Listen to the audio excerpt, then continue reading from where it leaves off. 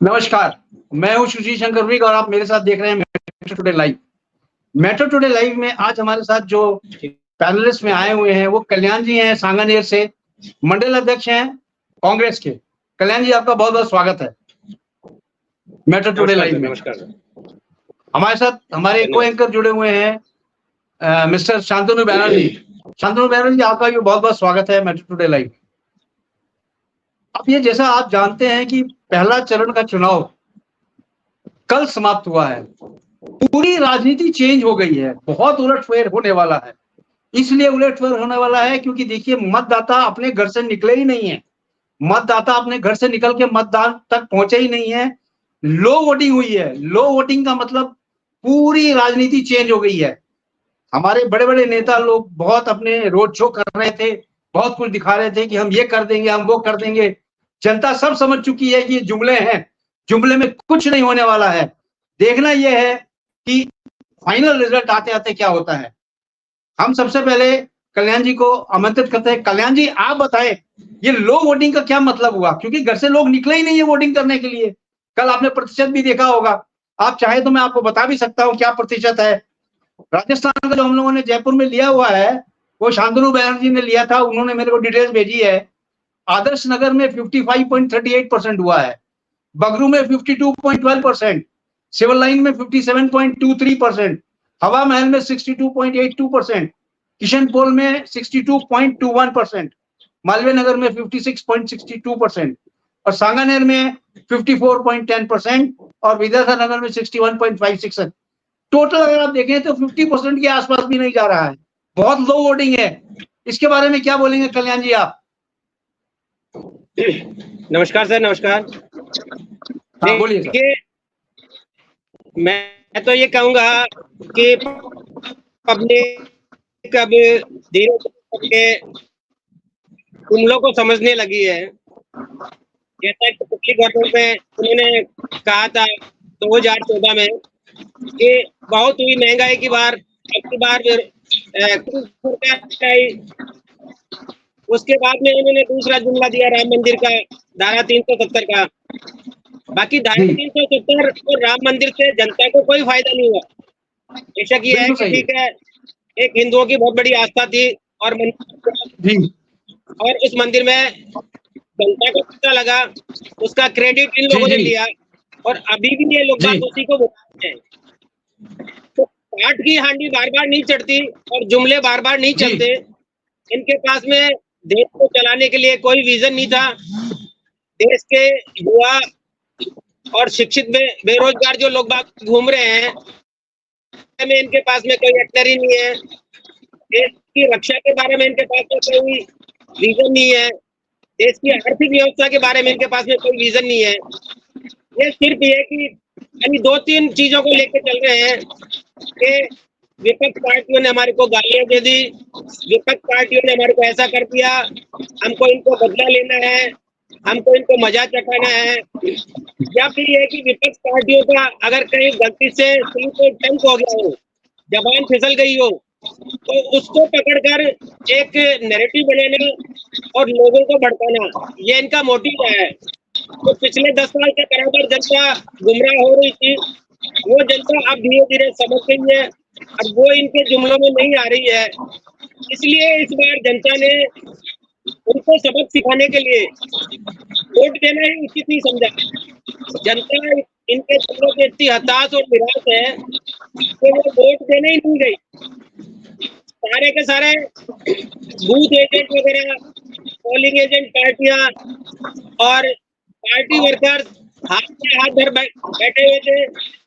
जैसे एक दुकान पे एक दुकानदार बैठा है, ग्राहक का इंतजार करता है, उस तरह से लोग बाग इंतजार कर रहे थे, मगर वोट देने ही नहीं गए लोग बाग, क्योंकि लोगों का भविष्य नहीं दिख रहा अपना कि हमको क्या करना चाहिए। वो निर्णय नहीं ले पा रहे हैं और वो ये नहीं सोच रहे हैं कि हमको कोई अच्छा विकल्प मिले, हमको इससे बढ़िया और कोई दूसरा विकल्प मिले तो हम अपना काम करें। तो धीरे धीरे करके जनता अब समझने लगी है कि पार्टी को उखाड़ फेंकेगी, क्योंकि राजनीति धर्म के नाम पे नहीं चलती है। धर्म के नाम पे तो ये कि आप लोग युवाओं के लिए किसानों के लिए, बेरोजगारों के लिए, शिक्षा के लिए या फिर देश की तरक्की के लिए, देश की सुरक्षा के लिए इनके पास में कोई प्लान नहीं है।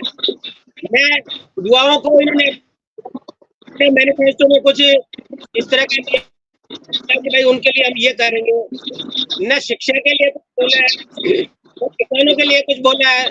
फिर किसानों के जैसा कि इन्होंने पहले कहा था कि हर साल हम 2 करोड़ नौकरियां देंगे, किसानों की आय 2022 तक दुगनी कर देंगे, हम हर आदमी को छत देंगे 2022 तक। जी जी जी जी।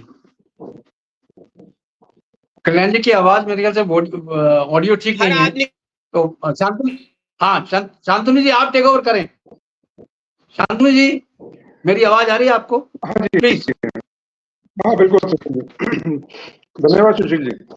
मैं करीब 12-15 अलग अलग पोलिंग बूथ के उसमें गया, 15 अलग अलग कंस्टिट्यूएंसी के अलग अलग तो मैं उनपे मैंने जमा करवाएंगे। तो आज ये देखते हैं कि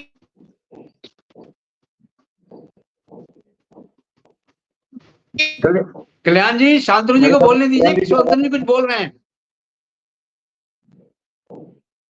हाँ बोले शांतनु जी, बोले आप, बोले। मैं करीब 12-15 अलग अलग पोलिंग बूथ पे गया था, अलग अलग कॉन्स्टिट्यूएंसीज के। तो जो चीज मैंने नोट की वो ये कि जो युवा वर्ग आमतौर से बिल्कुल भी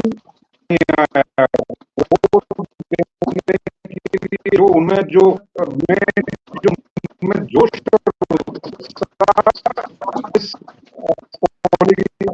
बिल्कुल देखा।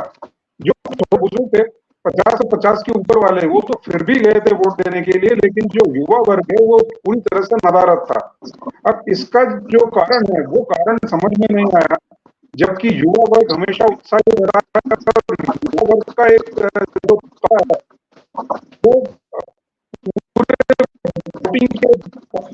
लेकिन की बार देखने में नहीं आया। जो जिन लोग जो लोग वहां पे थे, जो युवा वर्ग था, उनसे मैंने बात भी की, तो एक बड़ी हताशा का एक माहौल था कि क्या किसी को भी वोट दे तो क्या दोनों पार्टी कोई कुछ नहीं करेगी, वो भी कोई कुछ नहीं करेगा। तो एक बार देखने को अब की बार मिलो, क्योंकि उनका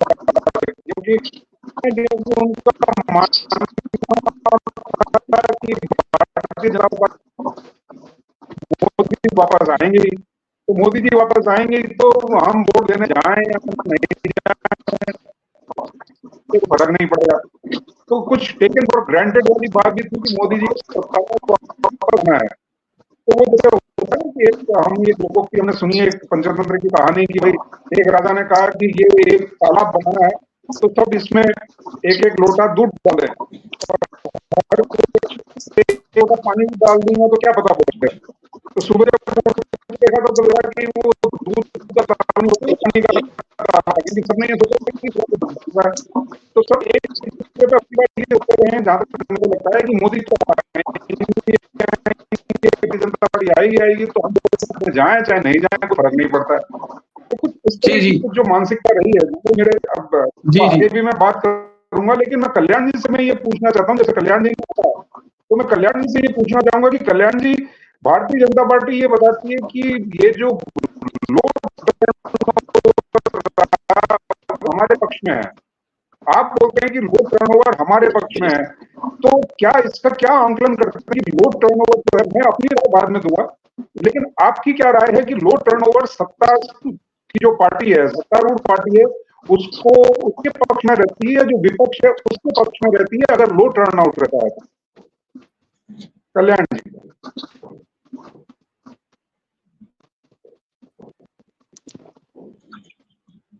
कल्याण जी देखो, मेरा मानना ये है कि तो वो बीजेपी के और जो लोएस्ट वोटिंग हुई है वो हमेशा कांग्रेस के पक्ष में गई है। अभी मैं ये नहीं कह सकता है कि ये कांग्रेस के पक्ष में जाएगा या बीजेपी के पक्ष में जाएगा, क्योंकि मुझे पूरा उम्मीद है और मैं पूर्ण विश्वास से कह सकता हूँ आपको कि बीजेपी की 200 सीटें भी नहीं आएगी। ये पहला फेज है, इसमें पहला खाली 102 सीट्स के लिए वोट पड़े हैं। अगर आगे भी इसी तरह से अगर लो वोटिंग हो रही और इसी तरह का माहौल रहा तो मैं आज आपके माध्यम से बताना चाहूंगा कि ये 400 पार जो गुब्बारा था उसकी हवा निकल चुकी है और ये 200 के अंडर रहेंगे अगर आगे इसी तरह से रहा है, क्योंकि अभी 102 सीटों पे हुआ है, अभी 400 सीटों पे होना बाकी है। इसलिए अगर आगे भी इसी तरह का रहा तो ये 400 पार का एक जुमला बन जाएगा और जनता अब धीरे धीरे करके जुमलों से बाहर आ रही है। अब उनको होश आ रहा है कि एग्जाम होते नहीं, एग्जाम की फीस बेरोजगारों से ले ली जाती है और फिर यह है कि एग्जाम पोस्टपोन कर दिए जाते हैं या फिर यह है कि पोस्टपोन की नहीं करके एग्जामों की जो कॉपी जो है एग्जाम से पहले आउट कर दी जाती है। तो ये धीरे करके जनता हताश हो चुकी है, युवा वर्ग इतना हताश हो चुका है कि वो वोट देने ही नहीं गए। युवा वर्ग बिल्कुल नीरस रहा है। मेरी जिंदगी में पहली बार ऐसा देखा है कि माहौल कुछ भी नहीं रहा है, कहीं पे कोई वोट देने का कोई कहते हैं कि हमारा लोकतंत्र का अधिकार है, उन लोगों ने इसको भी त्याग। कल्याण जी, कल मैं भी गया था मार्केट सर्वे में, देख रहा था, मैं ग्राउंड पे ही था कल मैंने ये देखा है कि युवा वर्ग 18 से लेकर 25 साल तक जो युवा वर्ग है वो घर से निकला ही नहीं है। बहुत कम वोटिंग हुई है युवा वर्ग में। इसका मतलब ये है कि युवा बहुत ही कफा है। मैं तो ऐड कर रहा हूँ शांतनु बैनर्जी के उसमें प्लस में कि शांतनु बैनर्जी कुछ अपने पोलिंग बूथ पे गए थे, मैं भी कुछ पोलिंग बूथ पे गया था। जो कलेक्टिवली सर्वे हमने देखा है वो 18 से 25 साल के लोग घर से निकले ही नहीं है वोटिंग करने के लिए। इसका मतलब साफ है, इसका मतलब बहुत साफ है कि युवा वर्ग नाराज बैठा है। क्यों? न तो बेरोजगारी से है, वो है उनको नौकरी मिल रही है, बेरोजगार है, प्लस एक महंगाई, 3-4 मुद्दे जो हैं उसको लेके युवा वर्ग बहुत ही नाराज बैठा है, जिसकी वजह से युवा वर्ग बाहर आया नहीं है। देखना यह है कि लो वोटिंग में किस तरह से बीजेपी कोप करती है या कांग्रेस कोप करती है। अब आगे आप बताएं कल्याण जी कि ये जो आगे की और प्रक्रिया अभी 4-5 फेज में और होने हैं, अगर उसमें भी यही हाल रहा तो क्या होगा इसका? जो ये 400 पार बोल रहे हैं या 400 प्लस बोल रहे हैं, उनका क्या हाल होगा? क्योंकि युवा वर्ग तो निकल ही नहीं रहा है। पसंद करके और न वोट करेंगे।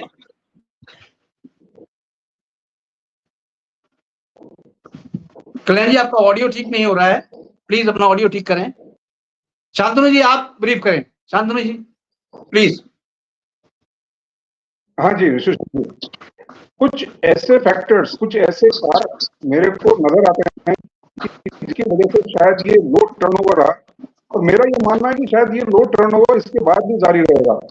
पहला कारण जो युवा वर्ग है वो बिल्कुल भी इसमें तो युवा वर्ग की जो एब्सेंस है, उसकी जो मौजूदगी है, वो एक बहुत बड़ा फैक्टर है। कि आप देखें कि जो बुजुर्ग लोग कोई तक जाने में दिक्कत आ सकती है, कुछ कारण हो सकता है, जोश रहता है, का हिस्सा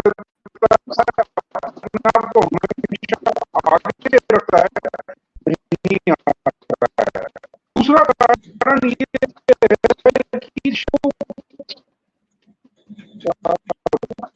मैं चुना है समय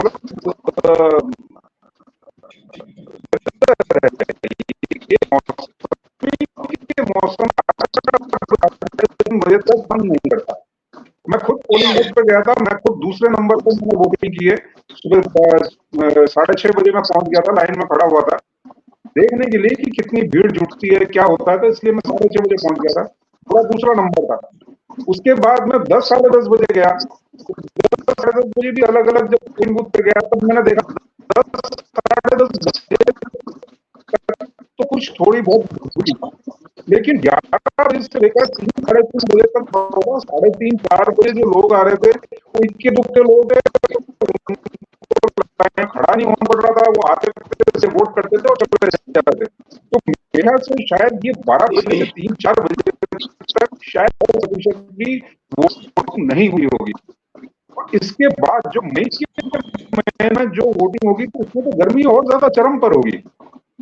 तो मेरे को ये लगता है कि शायद जो क्लाइमेट या वेदर जो इन्होंने चुना है वो शायद से बाहर निकलने के लिए नहीं है। वो शायद इतनी गर्मी में लोग बाहर नहीं निकलना चाह रहे हैं। ये भी नहीं शांतनु जी, ये बात बिल्कुल नहीं है। शांतनु जी, गर्मी का यहाँ कोई लेना देना नहीं है। अगर इंसान गर्मी में भी बाहर निकलता है, अगर इंसान के दिल में जज्बा है कि हमको देश को आगे लेके जाना है, वो निकलेगा बाहर। क्यों? क्योंकि जो युवा वर्ग है वो बहुत ही नाराज बैठा हुआ है। जो हमारी जो इस समय सरकार चल रही है उस सरकार से बहुत नाराज है। आप देखिए बेरोजगार कितने युवा हैं, आप खुद काउंट करें कितने बेरोजगार युवा बैठे हैं। इसलिए युवा तो दिन भर, अगर आप देखें तो दिन भर वो घूमता रहता है, मार्केट में धूप में घूमता रहता है। क्या एक वोट देने नहीं आ सकता था? नहीं आया। उसका कारण बहुत बढ़िया है। हम तो ये कहेंगे साइलेंट स्पीक्स मैक्सिमम। अब इसको देख के अपन चलना है कि क्या होता है आगे, क्योंकि ये राजनीति बहुत ही खतरनाक राजनीति होगी। अगर कोई उलटफेर होता है तो बहुत ही गड़बड़ होगा, क्योंकि उलटफेर होना इस समय सरकार में बहुत ही गड़बड़ मामला हो जाएगा। शांतनु जी आगे बोले आप। शांतनु जी प्लीज कैरी ऑन। मैं कल्याण जी से एक प्रश्न करूंगा। हाँ बोलिए, ये रहेगा अगर टर्नआउट रहता है तो ये आमतौर से देखा गया है कि पूर्व के जो मामला है उसमें ये देखा गया है कि वो जो सत्तारूढ़ दल है उसके फेवर में नहीं होता है। अगर कम टर्नआउट रहता है तो वो जो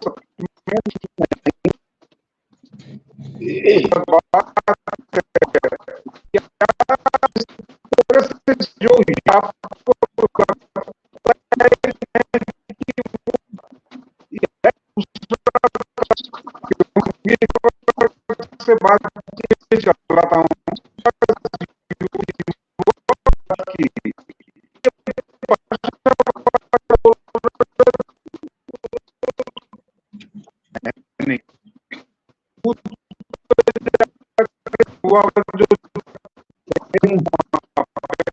बोले कल्याण जी बोले।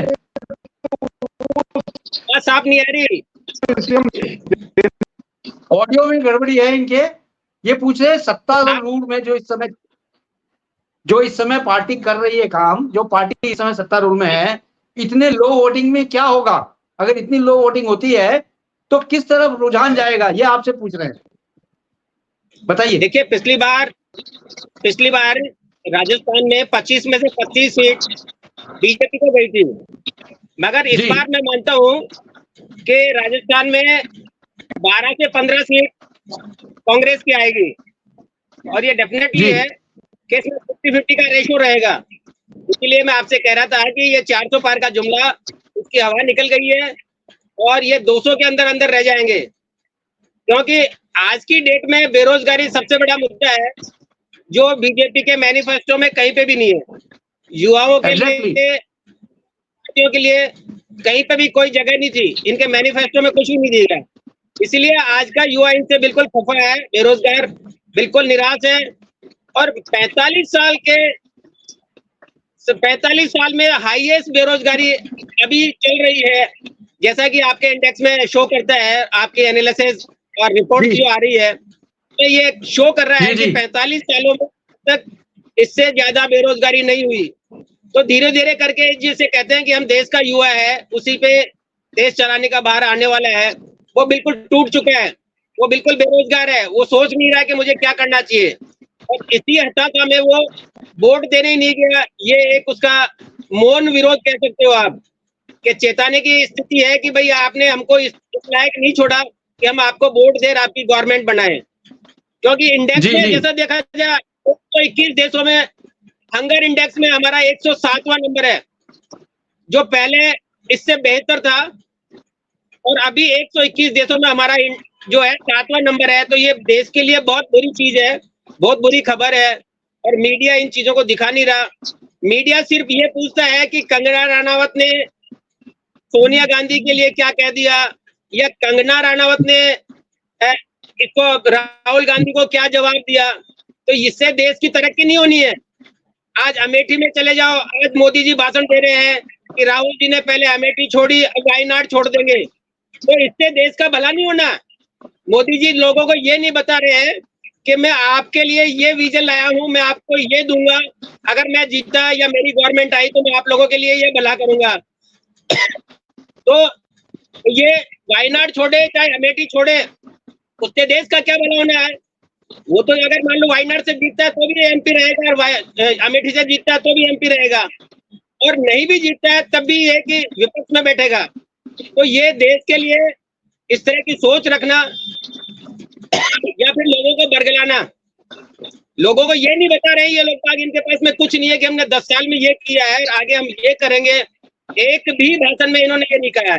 तो ये सबसे बड़ा देश का दुर्भाग्य है कि हमारा पीएम सिर्फ लड़वाने का काम करे, देश को बढ़ाने का कोई काम विजन नहीं हो। बेरोजगारों के लिए, शिक्षा के लिए कोई रोजगार नहीं हो। शिक्षा इतनी महंगी पड़ती है आज की तारीख में, एक साधारण आदमी अपने बच्चों को ठीक से शिक्षा नहीं दिला सकता है। आजकल मैं आपको दिखाऊं, मैं अभी देख रहा था कि इतने मंदिर बन गए हैं, इतने मंदिर बन गए हैं, और उससे डबल शिक्षा मंदिर बंद हो गए हैं। गवर्नमेंट स्कूल बंद कर दिए गए हैं और मंदिरों को बहुत ज्यादा बढ़ावा दे दिया गया है। तो आगे जाकर हमारा युवा क्या वहां पे कटोरा लेके बैठेगा? युवा के लिए क्या करोगे आप? मंदिर में तो एक आदमी घंटी बजाएगा और वही उसको सबसे पहले समेटेगा। आपने सारे मंदिरों को एटीएम बना दिया कि जितनी भी कास्ट है वो सब जाकर सिर्फ पैसा डिपॉजिट कर सकती है, वहां से विड्रॉ नहीं कर सकती। विड्रॉ सिर्फ एक कास्ट करेगी। तो ये देश की तरक्की के लिए बहुत नुकसानदायक है। इससे देश की तरक्की नहीं होती और डे बाय डे हम पिछड़ रहे हैं। हमारी मेंटलिटी खराब होती जा रही है। आदमी फ्रस्ट्रेशन में या तो मारेगा या मरेगा, और यही काम आप कर रहे हैं। लड़वा लड़वा के सबको गुलाम बना देंगे और देश की तरक्की नहीं होगी। मैं तो आपसे यही कहूंगा कि सबसे पहले शिक्षा फ्री हो। अगर शिक्षा फ्री होगी तो हर आदमी पढ़ेगा, और पढ़ेगा तो आपसे जवाब भी मांगेगा, और आप जवाब देना नहीं चाहते, इसलिए आपको मोनोपोली है कि न पढ़ा लिखा आदमी रहेगा ना आपसे कोई जवाब पूछेगा, और आप जैसे चाहे उसको रोटेट करते रहेंगे एक जानवर की तरह। क्या ताली बजानी है, शाम को 6 बजे गेट पे खड़े हो जाना है और ताली बजानी है, ऊपर देख के मुंह करके जय श्री राम बोलना है या नीचे मुंह करके जय श्री राम बोलना है। इससे नहीं चलता काम, इससे देश नहीं चलता, इससे कबीले चल सकते हैं। इससे एक आप अपना एक जबरदस्ती एक मदारी वाला जो डंडमी करके चलाता है ना कि देखिए अब मैं थोड़ी देर में इस अंडे को कबूतर बना दूंगा, कबूतर बनता नहीं है। एक भ्रम है, एक आदमी को भ्रम करके फिर थोड़ी देर में वही आदमी लेके कटोरा लेके घूमने लग जाता है कि लाइए मैंने आपको मजमा दिखाया, मैंने खेल दिखाया, मुझे पैसे डालिए। तो यही मोदी जी कर रहे हैं, ये खेल दिखा रहे हैं। 2 दिनों बाद में आपकी जेब से आप ही का पैसा निकाल रहे हैं, यहाँ से टैक्स लगा रहे हैं, वहां से टैक्स लगा रहे हैं, और जनता के लिए कोई भलाई का काम नहीं कर रहा है। और 10 साल में लोगों ने विश्वास कर करके थक गए। अब कोई इनके जुमलों पे विश्वास नहीं करेगा, और मेरी ये गारंटी है कि आने वाले टाइम में ये पूर्ण बहुमत में नहीं आएंगे और ये आपस में ही लड़ना चालू कर देंगे। क्योंकि अभी तो ये कि 303 सीटें हैं इसलिए पूर्ण बहुमत है। ये चाहते हैं 400 प्लस हो जाए तो हम अपने देश का संविधान बदल ले। तो भगवान करे ऐसा नहीं हो कि हमारा संविधान बदला जाए, और ऐसी उम्मीद भी नहीं है। आज युवा समझदार हो गया, जिसने पढ़ लिया लिख लिया, बेरोजगार है, वो जानता है कि मैंने कैसे पढ़ाई करी है, मेरे माँ बाप पे क्या गुजरी है, मेरे माँ बाप पे कितना कर्जा है। वो ये पता नहीं है कि ताली बजाने से थाली बजाने से कर्जा नहीं उतरता है। कर्जा काम करेगा तो घर में पैसा आएगा तो कर्जा भी उतारेगा। कल्याण जी, मिस्टर अमित शाह ने ये बोला हुआ है कि हम ना तो संविधान बदलेंगे ना बदलने देंगे, ना हम आरक्षण खत्म करेंगे ना करने देंगे। इससे तो ये बात स्पष्ट हो जाती है कि आप लोग जो कॉयस लगा रहे हैं कि इनकी अगर सीटें 400 प्लस आ जाती है तो संविधान चेंज हो जाएगा और आरक्षण भी खत्म हो जाएगा। तो मिस्टर अमित शाह जी ने एकदम क्लियर कर दिया है कि ऐसा कुछ नहीं होगा और ना हम होने देंगे। मैं बताना चाहता हूँ, वीपी सिंह जी की गवर्नमेंट आई थी और एक बहुत बड़ा आंदोलन हुआ था इसी पे आरक्षण पे। उस वक्त यही बीजेपी वीपी सिंह को सपोर्ट विड्रॉ करके वीपी सिंह की गवर्नमेंट इन्होंने गिरवाई थी। जी, यही जी। गवर्नमेंट थी बीजेपी जिसने वीपी सिंह जी से सपोर्ट वापस लिया था और इनकी गवर्नमेंट जी। गिरवाई थी। तो ये तो क्या जी, कि जी। ये बेपेंदे करते हैं, ये जहां मौका मिलता है वहां पलट जाते हैं और जो ये कहते हैं वो करते नहीं कभी भी। आज इन्होंने कहा कि हम संविधान को नहीं बदलेंगे, जबकि इनके कितने ही जी। नेताओं के स्टेटमेंट उठा के देख लो, वो ये कहते हैं कि हमारे को 400 पार सीटें दिलवाओ, हम इसमें अमेंडमेंट करेंगे, संविधान को बदल देंगे। अगर ऐसी इनकी मंशा नहीं है तो ये उन लोगों को विरोध क्यों नहीं करते, या उन लोगों को क्यों नहीं कहते कि आप इस तरह के स्टेटमेंट मत दो। रिसेंटली सारे के सारे लोग 3-4 इनके जो हायर लेवल के नेता हैं और कैंपेन में जा रहे हैं, वो ये कह रहे हैं कि हमारे को 400 पार सीटें दो, हम देश का संविधान बदलेंगे, हमारे को ताकत दो। इनको किस चीज के लिए ताकत चाहिए? देश की बॉर्डर पे तो सेना लड़ रही है, ताकत तो वहां चाहिए जहां बॉर्डर पे लड़ना चाहिए। उन्होंने सेना में भी इस तरह की स्थिति कर दी कि 62% स्कूल गवर्नमेंट के जो सैनिक स्कूल थे वो अपने लोगों को सौंप दिए, आरएसएस के लोगों को उनका डायरेक्टर बना दिया गया। आज की डेट में 64% स्कूल जो देश के थे सैनिक स्कूल वो आरएसएस के पास में है। तो ये वहां पर आरएसएस का अपना एक मजमा लगाए हुए हैं और धीरे धीरे करके सेना में भी ट्रेन करके सेना को कमजोर करने की स्थिति कर रहे हैं, जो देश के लिए बहुत बड़ा राइट, एक चेतावनी राइट, समझो। आगे आने वाले देश के लिए खराब होगा। जी, ओवर टू यू सर।